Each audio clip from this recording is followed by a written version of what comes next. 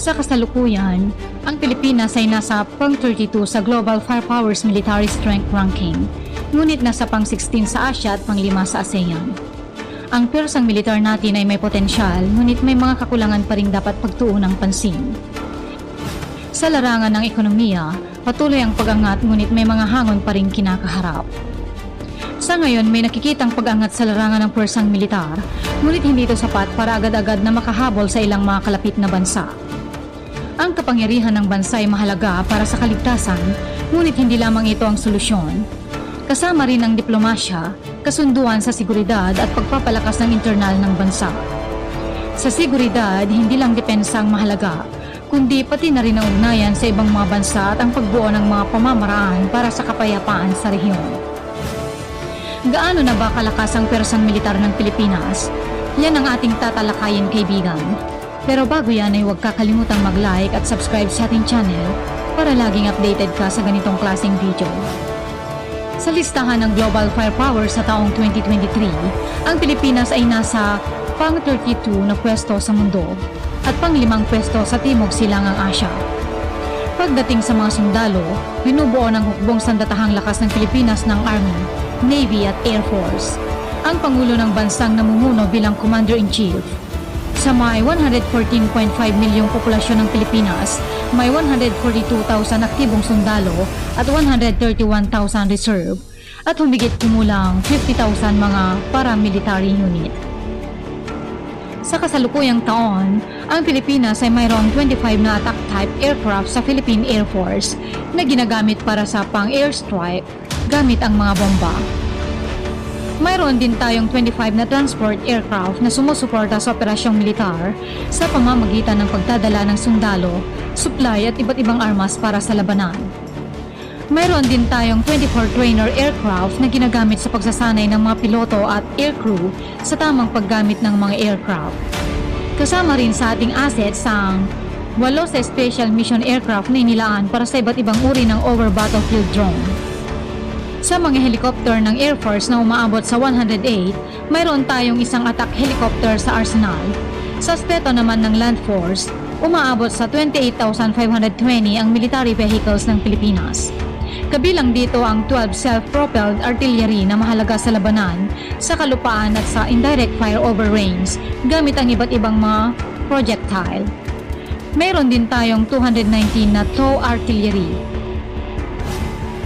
Kahit ng karamihan sa ating kagamitan ay may tuturing ng matagal ng gamit, patuloy pa rin itong nagagamit at naglalaro ng mahalagang papel sa pagtugon sa mga hamon at pangangailangan ng seguridad ng bansa. Mahalaga pa rin sa personal na bigyang pansin ang pagpapalakas ng ating naval force, lalo na't napapaligiran tayo ng malalawak na karagatan. Sa ngayon, may 73 na naval assets ang Pilipinas, kabilang ng 2 frigate bilang light escort at scouting vehicles. Ang mga ito ay ginagamit para protektahan ang ibang warship at merchant marine ship at karaniwang kilala sa anti-submarine warfares, katulad ng ginagawa ng destroyer at corvette sa labanang militar sa dagat. Mayroong isang maliit ngunit maasahang battleship na tinatawag na corvette. Ito ay mas maliit kaysa sa frigate, ngunit may kakayahan itong tumakbo ng mabilis at magaan sa iba't ibang sitwasyon. Karaniwang ginagamit ang mga corvette laban sa mga panganib sa dagat at himpapawid. Mayroon naman tayong 50 mga patrol vessels na ginagamit para sa coastal defense, border security at law enforcement. Ang mga sasakyang ito ay mahalaga sa pagprotekta sa mga karagatan sa West Philippine Sea. Sa gitna ng patuloy na kaguluhan sa iba't ibang bahagi ng mundo, maraming naniniwala na mahalaga para sa Pilipinas ang pagpapalakas ng militar at ekonomiya para sa kaligtasan ng bansa. Kamakailan lamang ay tumataas ang ranggo ng Pilipinas sa Global Firepower, nagpapahiwatig ng pag-angat ng kapasidad ng militar. Ang pangangailangan ng bansa para i-modernize ang pwersang militar ay maaaring maging rason para sa pag-angat ng armas mula sa ibang bansa. Importante rin tiyakin ang seguridad ng mga mamamayan at mga pagbili ng armas ay isang karaniwang hakbang para sa maraming bansa, mahirap man o mayaman ito. Ang layunin ay mapanatili ang proteksyon at seguridad sa abot ng ating makakaya. Sa tanong na kung kayang tapatan ng lakas ng China, tila hindi pa tayo umaabot sa 10% ng kanilang pwersa. Ang China ay may malakas na persang militar at ekonomiya, pangalawang pinakamalaking ekonomiya sa mundo at palaging nasa mga ranking ng pinakamalakas na persa. Hindi lang militar kundi pati na rin ang ekonomiya nito ay napakalakas din. Ito rin ay kinikilala bilang mapagmanipula at bully sa teritoryo, kung saan ang Pilipinas ay isa sa mga biktima. Kaya tanggapin na nating hindi tayo kasing dami o kasing sigla ng China sa sasandatahang lakas. Sa simula, maaaring ipakita natin ang ating lakas, ngunit sa pangyayaring lumalaban tayo ngayon, hindi sapat ang ating kasalukuyang kapangyarihan para hamunin ang kanilang lakas hanggang sa huling labanan. Ang panalangin at tulong mula sa mga kaalyadong bansa ang ating inaasahan na maaaring magtanggol sa Pilipinas. Halimbawa na lamang kung sakaling maunang umatake ang China sa Pilipinas, ang pag-atake ay maaaring maging senyales para sa mga kalapit na bansa na kumilos at sumuporta mula sa pandaigdigang komunidad upang ipagtanggol ang ating bansa. Niratify ng Pilipinas kasama ng 27 iba pang bansa ang United Nations Declaration noong Hunyo 1942. Ito'y naglalayong mapanatili ang kapayapaan at patakaran para sa seguridad at ekonomikong pag-unlad, sosyal na progreso at usaping humanitarian. Nandyan pang malakas na bansa tulad ng United Kingdom, Australia, India at Estados Unidos na hindi madaling impluwensyahan ng China. Ang Japan naman ay malaki ang posibilidad na katuwang din natin. Idagdag pa rito ang suporta mula sa US na kinikilalang may malaking impluwensya sa iba't ibang aspeto mula ekonomiya hanggang sa persang militar ay nagdudulot ng pangamba sa China. Pinangako ni United States Secretary of Defense Lloyd Austin ang buong suporta sa Pilipinas sa gitna ng mainit na tensyon sa West Philippine Sea.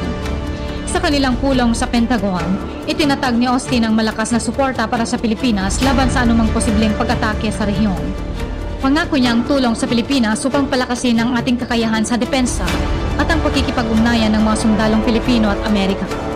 Binigyang diin din ni Austin ang relasyon ng dalawang bansa ay hindi lamang tungkol sa pagkakaibigan o alyansa, kundi parang pamilya na naghahanap ng isang malaya at bukas na Indo-Pacific para sa kaunlaran ng bawat bansa at ng buong rehiyon.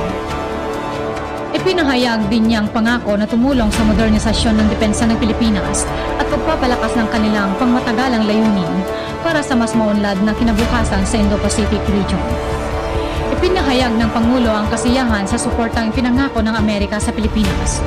Umaasa sa mas magandang hinaharap batay sa matatag na pagkakaibigan at pagtingin bilang magkapamilya. Mahalagang bahagi ng isang bansa ang lakas ng militar bilang batayan ng kapangyarihan. Hindi ang sukat ng teritoryo ng isang bansa ang mahalaga, kundi ang lakas at persang militar na nagiging mahalagang sukatan ng kanilang lakas. Sa tingin ko, kahit mayroon tayong mga kagamitan na nagpapalakas sa atin bilang bansa, hindi lang yon ang sukatan ng tunay na lakas ng Pilipinas.